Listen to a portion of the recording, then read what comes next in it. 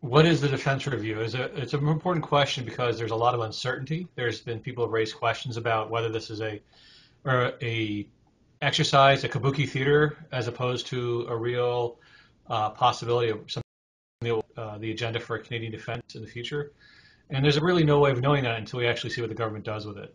I have talked to some of the panelists, and they were saying, well, why would they spend all their summer reading tons of stuff and going to many meetings? Because it's not just the six roundtables, it's also a variety of informal roundtables. So they're doing a whole lot of work. So they believe that this matters. And I do think that the conversation by itself is important, even if this defense review doesn't shape Canadian defense policy decisions the next year or two, or in 5 or 10 years. Just simply that having this conversation is forcing people to take a look at the trade-offs that Canada faces, the choices that must be made, or if avoided, what costs will happen by avoiding those choices. So I think even if we don't have any certainty about how the product that's produced by the end of the year will restrict or shape Canadian defense policy in the future, the conversation is a very important one. One of the challenges that Canada faces is that the Canadian public don't want to spend more on defense. Things are getting increasingly expensive. Every new weapons technology is more expensive than the equivalent that was produced 20 or 30, 40 years ago.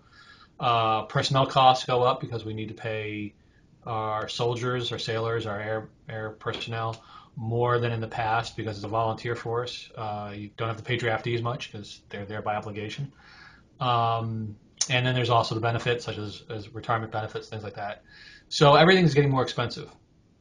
And yet we're not spending much more, that we're not keeping up with the rate of military inflation. Military inflation goes higher than ordinary inflation.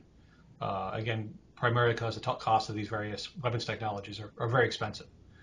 An additional problem is that the politics of this have changed over the past 20 or 30 years, where there's now an insistence on building things in Canada, and that is not always most cost efficient, that sometimes other countries have a comparative advantage in producing things. And we've seen that most visibly with the ship process, because we could have bought off the shelf 6, 7, and 10 years ago ships that were produced by the Danes or the South Koreans or other countries.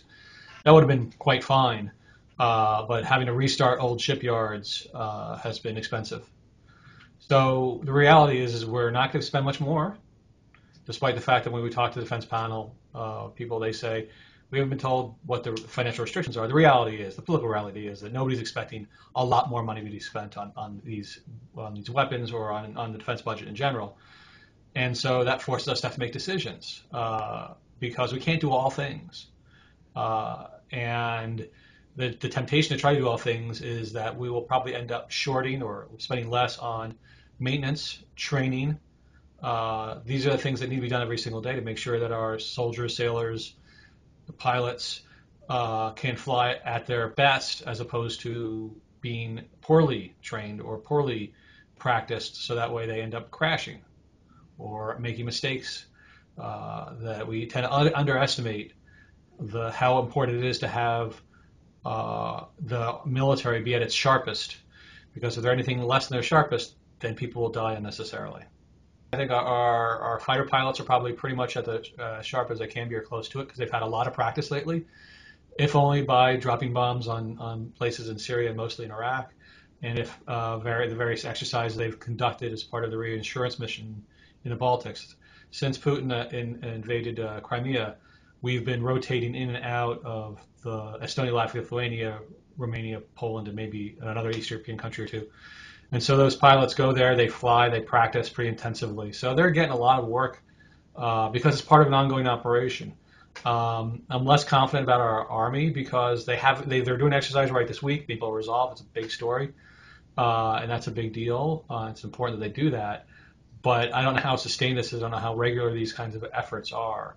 And our Navy's faced a real crisis because they have ships that can't sail, and we no longer have supply ships. So I'm not exactly sure how many of our sailors are at their sharpest edge.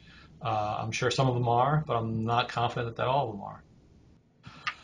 Well, the thing is, money is a forcing function. The question is, what are people talking about in these various panels? And you'll have a very mixed decision. I mean, one of the things about, does this really matter? is they're going to hear, the panelists are going to hear all kinds of things from all kinds of parts of the political spectrum, all parts, from military, from civilians, all over the place. And so they'll have so many different opinions that they can probably pick and choose what they want to listen to. So that's, again, does this process matter? Maybe not so much, because they'll have enough information that they can just go back to what their priors were, what they were thinking about before the thing started. But I'm hoping that they'll get some information, and there might be elements of consensus that will help push things in a particular direction. Um, in the few events I've been to, I haven't really seen a consensus emerge, but I've only been to an informal roundtable and then another event that had some people involved that were overlapped with the defense panel. I haven't been to the various roundtables, so I don't know if they're hearing the same message over and over again. They probably are in terms of costs, but a lot of the language around this is about us. Canada has very few constraints or threats. It has very few threats. So there's not anything Canada has to do. But on the other hand, Canada has lots of constraints, and that Canada never operates alone. It always has to go with somebody. It has a commitment to the Defense of Canada, which doesn't require a lot except for disaster responses, because Canada is not threatened by its neighbors. It only has one neighbor, and it has a great relationship with that neighbor. It has to respond, be part of NORAD, but that just means keeping on flying every day and coordinating with the United States. It has to do NATO operations. So the big question, I guess, that's being asked is how much are we to ramp up on UN operations? Because that's going to be some of that operation stuff that is not budgeted. If you're constantly engaged in UN operations, what do you do less of? And so some people have been voicing a trade-off between NATO operations and UN operations. So it will really depend on this government and what they want to do when they're doing stuff abroad, under which flag they will fly. So that's one of the centers of debate. For instance, I was at an informal one in Ottawa a few weeks ago, and I'm actually going to go to a formal roundtable at the end of June. But one of the things I do harp on is that the previous government was committed to a symbolic number, which was they refused to cut the size of the military because they don't want to be seen as being weak on the military. So they kept the personnel numbers the same. But if personnel is 47% of the budget and we're being squeezed, we might want to think about cutting the personnel. Going back to the problem of how every piece of equipment is more expensive, that means that we're going to buy less of stuff. We bought, I think, over 100 CF-18s the last time around. The budget for the F-35 when it was being discussed was 65 planes. Now it may, whatever we get, whether it's that plane or the Super Hornet or the French-made plane or whatever, we're not going to get over 100. We're going to get something like 60 or 70, which means maybe we can shrink the size of the Air Force, or at least budget for a smaller Air Force. Likewise, the original National Shipbuilding Program had 15 as the target of how many ships were going to be made. If you talk to anybody, I was talking at a different event entirely where I was next to a naval officer, and his starting point was 12. And I think the reality is that 12 is now a fairly optimistic number. And so if we actually have a smaller Navy, then that means fewer sailors.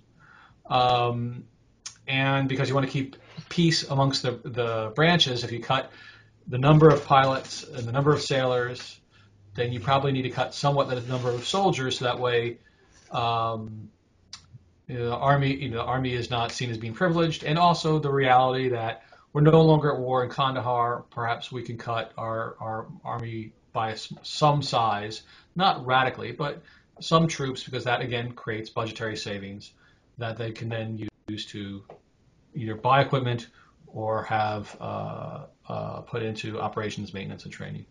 Well, when the first was announced, I was very critical of the original plan, which was roundtables in Vancouver, Edmonton, Yellowknife, Toronto, Montreal, and Halifax. And the two outliers to me were Edmonton and Yellowknife, because if you want to go to a roundtable in Alberta, you should go to Calgary, because that's where there's a reservoir of expertise on military stuff.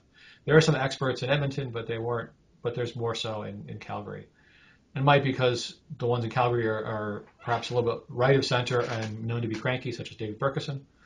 Um, but it's made sense. It seemed to make sense to go there. The one that really stuck out was Yellowknife because there, as far as I know, not too many experts on defense stuff. And Yellowknife, it would have made more sense to do that either in Kingston, where you have a reservoir of military knowledge between the Queen's people, the Royal Military College, all the military units in that area, or have one in Toronto. Now, over the course of time, it's become clear that Ottawa folks are going to get their licks in one way or another, whether it's informal roundtables or taking us to Montreal. Like I'm going to Montreal one at the end of June. Um, but the LNF one's still puzzling because it was a very small roundtable. It didn't have that many people involved, so it was clearly symbolic.